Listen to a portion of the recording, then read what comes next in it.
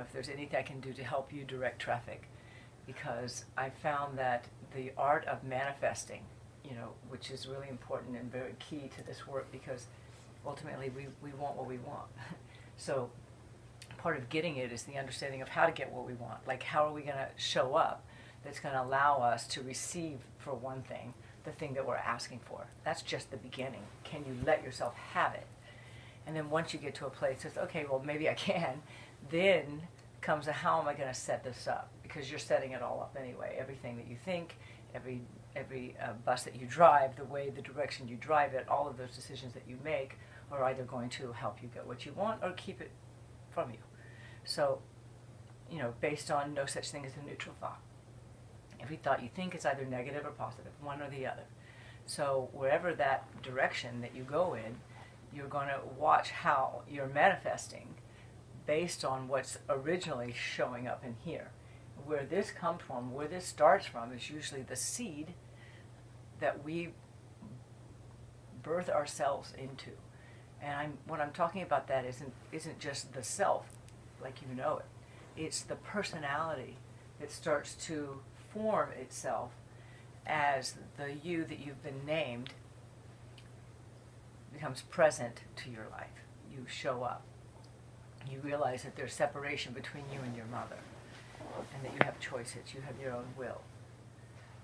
So, over time, a series of things happen, and a series of events happen. And because we're human, and we have a human experience, when something happens, we tend to have a conversation with ourselves about what just happened. So those conversations end up shaping who we are as adults. What we tell ourselves becomes what's true for us. And so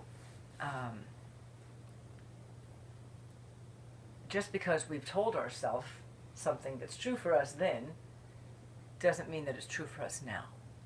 So a lot of the work that we do when we're doing this self-introspection is actually trying to discern what's true for us. Really, who are we? Not who were we, who do we think we should be, who do we, design ourselves to, present. What's happening? Like, what's really happening? Where's that fine line between the one that you present and the one that's just having a cup of tea, just all on your own? Where's the balance that you can feel satisfied in, that when you showed up for that person or in a group or at an event or in life, that you were seen for who you are? That doesn't happen by accident. We get seen for who we are when we show up. So people are running around, and I was been one of them my whole life. Like, why didn't anybody get me? That kind of thing. Well, we want to be recognized, and yet we sometimes struggle with the self that's recognizable. Some of the stories, some of the history, some of the conditioning, just some of the experiences that we've had and the conversations that we've had with ourselves as a result of those experiences can skew your potential to manifest what you want. Some of those stories that land in a way that have you locked into a particular way of showing up or a particular way of thinking can interfere with you getting what you want. So, we've been gifted a human experience. Right? Not everybody gets that, but you got here, and there's something that you did in your evolution. There was something that you did with your connections, with your experience, with your own decisions that got you to here. And even to this room, you're not here by mistake. You didn't just walk down the road and say, oh, I think I'll just go in that door. You created a reality in which you have offered yourself a form of self-care. You have joined in an environment and are helping create an environment in which your contribution will make a difference to the whole. And so that in personal work, you begin to realize that there is no person. There is only us.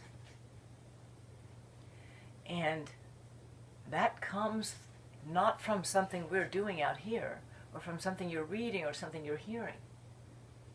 It comes from the experience that you have of you on a profound level that allows you to understand your contribution to the connection of the whole, of us. And the harmony, ring a bell, or two, or three. As much as you have your work to do, you have your story, you have your parents, you have your family, or not, as long as you have your whole, hope chest,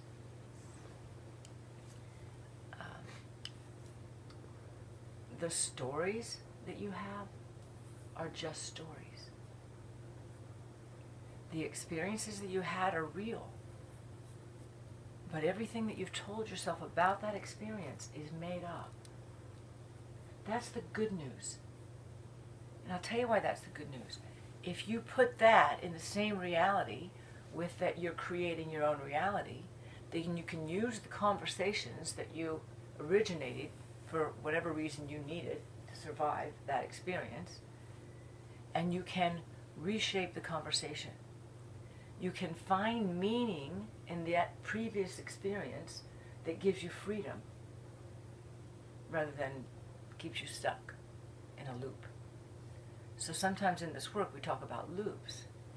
It's those patterns that we find ourselves in, or you don't even know you're in it sometimes, so you actually go looking. But you find yourself on a wheel that no matter how many times you get up and say today's going to be different, it's the same wheel. Those wheels, those loops, originate in our mind. That's where you have to go to get rid of them. That's the place where you don't, it's not like you want to be in that loop. It's not like we want to get stuck. It's not like we want to suffer or have more bad days than good days. But part of understanding that dynamic of creating a reality is understanding that there are beliefs that you set up because you think they serve you in some way, right? So it's also starting to understand the cost and the payoff for those conversations. The cost and the payoff for whether they keep you locked into a reality or give you access to possibility. Because everything having to do with manifestation is built around possibility. Like, what's possible?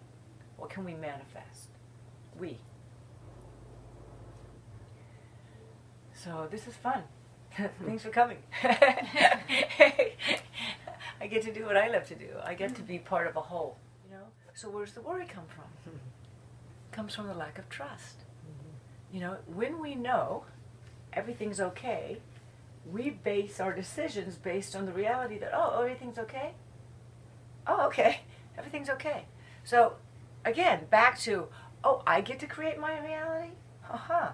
Oh, wait, the thoughts that I'm going to think are going to help set up what's going to show up? All right, I can do that. Because life doesn't get created out here. Life gets created in here, okay? And I know that to be true because I've experienced what it's like to be on the other side of this thinking. Poor me, at the effect of. I got beat up. A guy broke my jaw. Not my fault. Bullshit. I was in his face saying, "Fuck you, motherfucker!" What did I think was going to happen? Right? I was 19. I hated myself. I thought everybody hated me. I had to create a reality in which I could prove to myself I'm a piece of shit. Nobody will want me. So therefore, do you see how we do that? We draw to us the people who can confirm to us that we are who we think we are. That we are who we think we are. Because that's all you are. That's not all you are. The personality is who you think you are. And then there's the self behind that personality. Right? Okay, so when I start to think about how do you recognize the difference, right? You'll know this. Right before you go to sleep at night, you're laying in bed, you say goodnight, there's, whether you're in bed with somebody else or you're in bed alone, you're in your space, you have your little environment, you're going to sleep. There's nobody to please. There's nobody else. You're home all alone. You're alone with yourself. That's where the most powerful listening takes place. The times when you can have the least amount of resistance that talk you out of being loved or being enough, having enough, or remembering that everything's okay. Remembering that disharmony is in fact a part of harmony, right? And